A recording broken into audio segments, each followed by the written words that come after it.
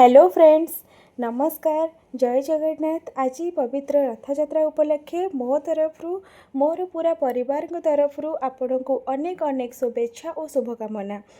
आज यही पवित्र दिन में मोर बाबा माने ससुर आज तांको हाथ में पुरीर प्रसिद्ध डालमा बनइबे।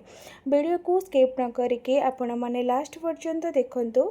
भल लगिले लाइक एंड शेयर करेंगे। आउ जदि करिबारे किछि भूल हो गला आपण कमेंट माध्यम मते जनइबे। आपण मानकु जनई देबाकु चाहूँचे कि एटा बाबांग सह मोर प्रथम वीडियो माने प्रथम थर करिके मु ब्लॉग करूची और रोसेर वीडियो पकाउची। भल लगिले आपण मते जनइबे, कमेंट माध्यम जनइबे। वीडियो रे जहाकु आपण देखुछंती से होछंती मो बाबा। घरे जेहेतु सासू नाहंती मोर सब काम रे मते सहायता करंती। आज भी बाबा कहिले मु डालमा बनै दउची, बाकी रोसई तमे करि दबो। मु कहली ठीक अच्छे। बाबा सेपटे डालमा पाई पानी बसैले आउ मु एपटे टमाटर खटा करने कटाकटी स्टार्ट करदेली। सबुठ प्रथमे कहीदेवाक चाहूँचे कि आमे डालमारे पड़ुथिबा जे सब पनीपरिबा गुड़िक एकाठी आमे जो सब पनीपरिबा आमे पकाऊ ताको एकाठी केतेबेले पकाउना, कारण से सब फिटिगले पुरीर डालमा परी लागिबो नाही। डालमारे आमे खंबा आलू माने माटी आलू, बैगण, कखारू, बीन, पोटल, कांकण, सीम, कंचा कदली, मूला यही सब पनीपरिबा पकईकी करूँ।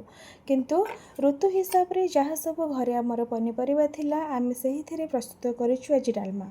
बाबा सेपटे व्यस्त अछंती, मु साइड काम कर दउछि। मझिरे मझिरे बाबांग सह टिके गपसप भी चलीछि। आउ गोटे कथा, गरम रे रोसई घरे खाना बनइबारे जो मजा मो परी प्रत्येक गृहिणी बेस भल भाबरे जानिथिबे। एठी डालमारे बाबा डाली प्रथमे पकईथिले, तापरे आलू खंबा आलू पकईथिले पड़ीथिला। किछि समय परे पोटल कांकण मध्य पकईले, घोड़ई देले। एपटे खेचड़ी बनी जाइथिला, बाबा देखुथिले भल से हेइछि कि नाही। तापरे डालमारे लुण पकईली। प्रथमरु लुण पकईले सब फिटी जाए, तापरे बीन आउ कखारू को पकईली, हळदी पाउडर पकईली, परे कुटिकी रखिथिबा अदा और कंचा लंका छेचा पड़िला। आपनको जणाई देबाकु चाहूँची कि मु सेई महान बहु जे बापा हाथ में खावाई जिद करे। एठी डाली और परिबा 75% सिझीगलानी। तापरे बैगण पकेबे, 2 मिनिट घोड़ेबे, टिके चीनी पकेबी, तापरे नड़िया कोरा कोरेकी रखी ताको मध्य बाबा पकेले। मु डालमा फुटण पाई पंच फुटण और सुखिला लंका नहीं आसिली।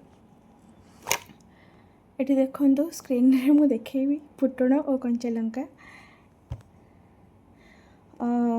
पकेला परे से कंचा सुखिला लंका को मु टिके टिके काटी दउ थाए, माने टिके छिड़े दउ थाए, एथिपाई कि से तेल रे पड़िले देह जाक फुटबनी। सेथिपाई मु सेमती कली। आ एठी तेल पकेला परे देखिली गरम हेछि कि नहीं। तेल गरम हैला, तापरे पंच फुटण पकई देली।